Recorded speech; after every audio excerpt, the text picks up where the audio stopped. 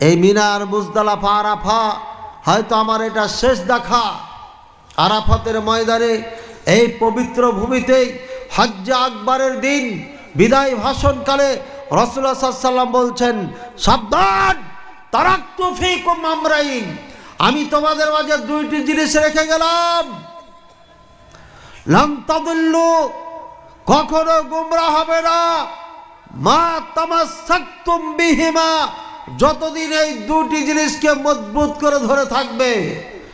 এক নম্বর কিতাব আল্লাহ, আমার কোরআন, এই হলো কিতাব আল্লাহ, আল্লাহর কোরআন, কিতাব আল্লাহ।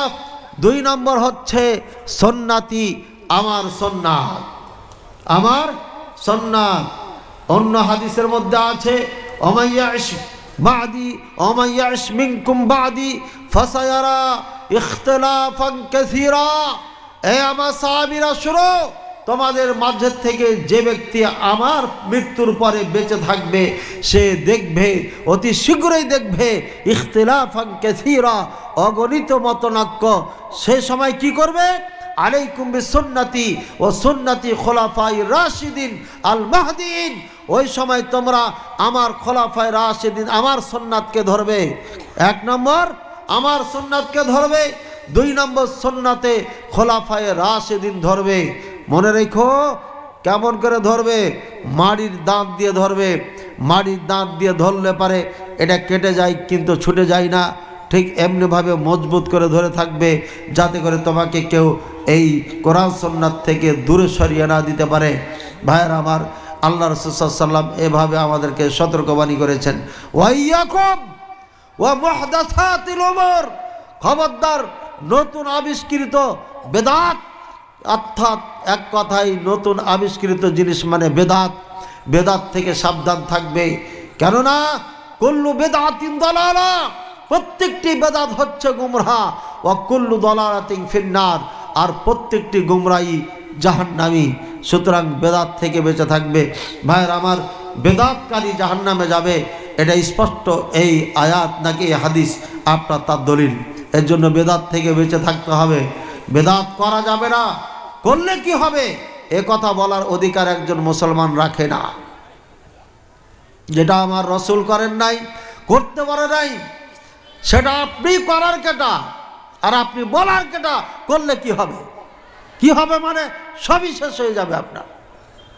লা ইউকবালু মিনহু সরফুন ওয়ালা আদলুন, এই বেদাতির নফল ফরজ কোনো ইবাদত কবুল করা হবে না। ভাইরা, আমি যেটা বলতে চাচ্ছিলাম, রাসূলুল্লাহ সাল্লাল্লাহু আলাইহি ওয়াসাল্লাম আগের হাদিসে বিষয় বিদায় ভাষণে বলেছেন, আমি তোমাদের মাঝে দুইটি জিনিস রেখে গেলাম, কোরআন এবং আমার সুন্নাত। আর একটি হাদিসে ইরবাদ ইবনে সারিয়া রাদিয়াল্লাহু তাআলা আনহুর হাদিসে এখানেও বলেছেন, আমার পরে তোমরা যারা বেঁচে থাকবে অগণিত মতনজ্ঞ দেখবে, ওই সময় তোমরা আমার সুন্নাতকে ধরবে এবং খোলাফায়ে রাশিদিনের সুন্নাতকে ধরবে।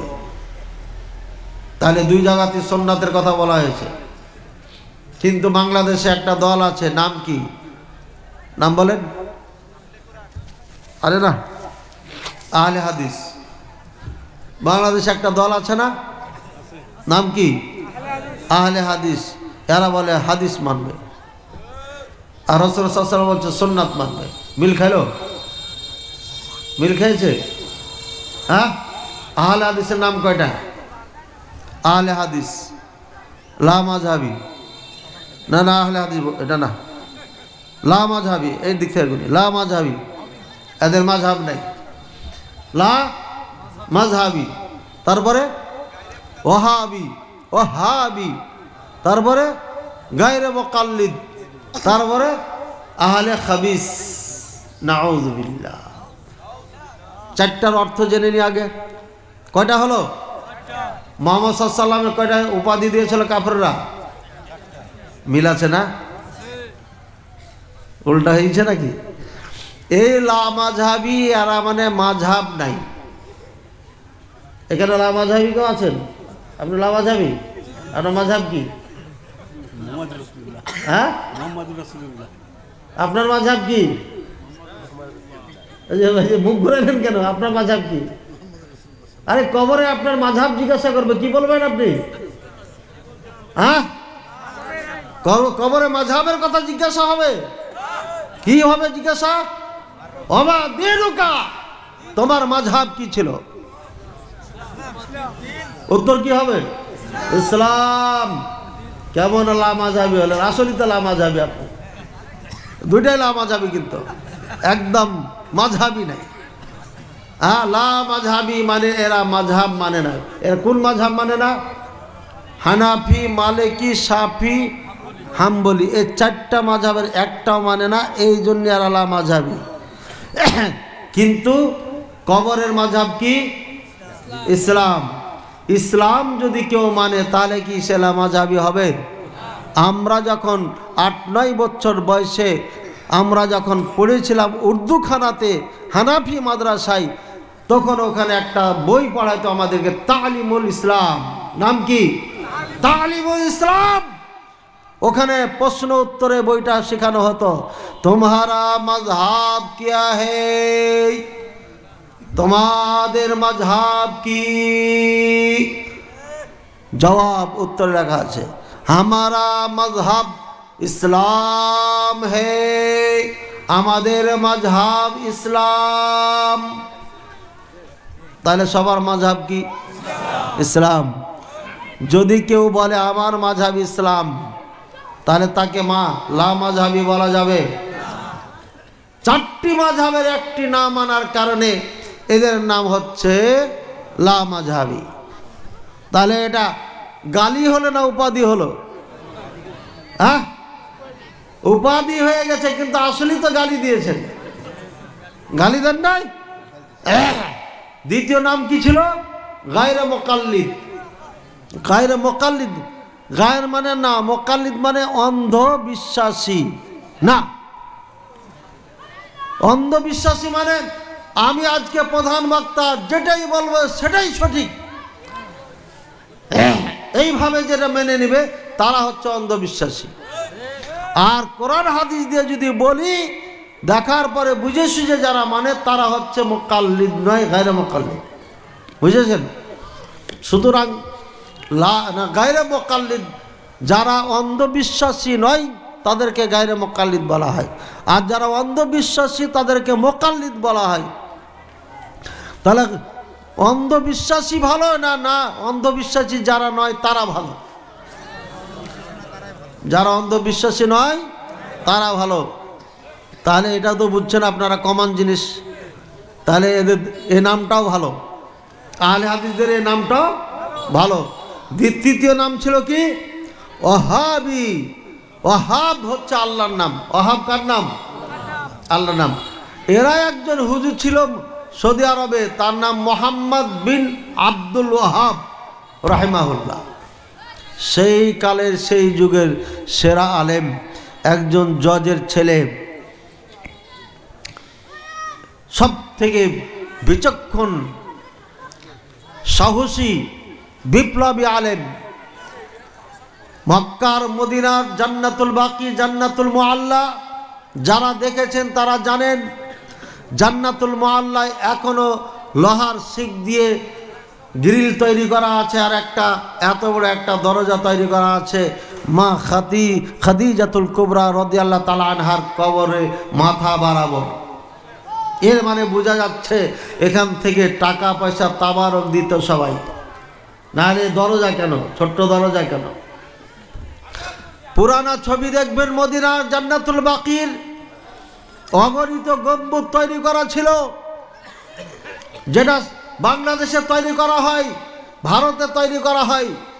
এই মৌলভী সাহেব আন্দোলন শুরু করলেন, এই বেলাদুল হারামাইন, যেই মাটিতে মক্কা মদিনা আছে, যেই মাটিতে কাবা আছে, যেই মাটিতে মসজিদে নববী আছে, বেলাদুর রসুল, রাসূলুল্লাহ সাল্লাল্লাহু আলাইহি ওয়াসাল্লামের দেশ, মুহাম্মদ সাল্লাল্লাহু আলাইহি ওয়াসাল্লামের দেশ, মাহাবাতুল ওয়াহি, বেলাদু মাহাবাতুল ওয়াহি, যেখানে ওহী নাজিল হওয়ার দেশ। এই দেশে শিরক থাকতে পারে না, এই দেশে বেদাত থাকতে পারে না। উনি তখন বই লেখলেন উসুল সালাসা, 3টি মূলনীতি, আরও বই লেখলেন কাওয়াইদ আরবা, 4টি কায়দা, 4টি নিয়ম নীতি। তারপরে আরও বই লেখলেন কিতাবুত তাওহীদ, তাওহীদের একটি বই লেখলেন। এই বইগুলা গোটা সৌদি আরবে ছড়িয়ে দেওয়া হলো, মানুষের দ্বারে দ্বারে পৌঁছে গেল। যুবকদেরকে আল্লাহ পাক রব্বুল আলামিন কবুল করলেন, তারা জেগে উঠল, তার সঙ্গ দিল। এদিকে নীলফামারী একজন শাসন করত, রাজশাহী একজন শাসন করত। উনি নীলফামারীর বাদশাহ একটু শক্তিশালী, তাকে দাওয়াত দিলেন, তিনি গ্রহণ করলেন না। নীলফামারীর পরে ধরে নেন যে রংপুরের যিনি শাসক ছিলেন তিনি আরও শক্তিশালী। তিনি বললেন, আপনি যদি মোহাম্মদকে জায়গা দেন তাহলে যুদ্ধ করে আপনার পতন ঘটাবো। ইনি তখন বন্ধুত্ব নষ্ট না করা আর ক্ষমতাকে টিকিয়ে রাখার জন্য ইনাকে বললেন যে আপনি চলে যান, আপনাকে আমি জায়গা দিতে পারবো না। এরপরে যেতে যেতে উনি ওই সাউদের কাছে গেলেন, মোহাম্মদ সাউদের কাছে। ওনাকে বললেন যে আমি এই দেশে মদিনার মাটিতে, সৌদি আরবের মাটিতে, অর্থাৎ তখন সৌদি নাম ছিল না, মক্কা, কাবা এবং মসজিদ নববী, রাসূলুল্লাহ সাল্লাল্লাহু আলাইহি ওয়াসাল্লামের দেশে শিরক বিদআত উৎখাত করতে চাই, সুতরাং আপনি সঙ্গ দিবেন কিনা? তিনি বলেছিলেন, হ্যাঁ আমি সঙ্গ দেব। আল্লাহ তাআলা যদি আমাকে কোনোদিন রাষ্ট্র ক্ষমতা দেন তাহলে পারে আমি মক্কা মদিনা নয় গোটা সৌদি আরব, গোটা আরব থেকে শিরক বিদআতকে উৎখাত করব, এই অঙ্গীকার আপনার কাছে করছি। দুইজনে অঙ্গীকার হলো, লেখাপড়া হলো, ওয়াদা হলো, লেখাপড়া না হলো, দুইজনের মাঝে অঙ্গীকার হলো, ওয়াদা হলো। যুদ্ধ উনি করেন আর ইনি দাওয়াতি কাজ করেন। এই করতে করতে করতে তুর্কিদেরকে ভাগাই দিয়া এই দেশ এক সময় দখল হলো। যা হোক, ইতিহাস অনেক লম্বা ভাইয়ের আমার। এরপরে যারা মাজার পূজারী ছিল, যারা জান্নাতুল বাকি আর মুআল্লাতে বসে বসে খানকা তৈরি করে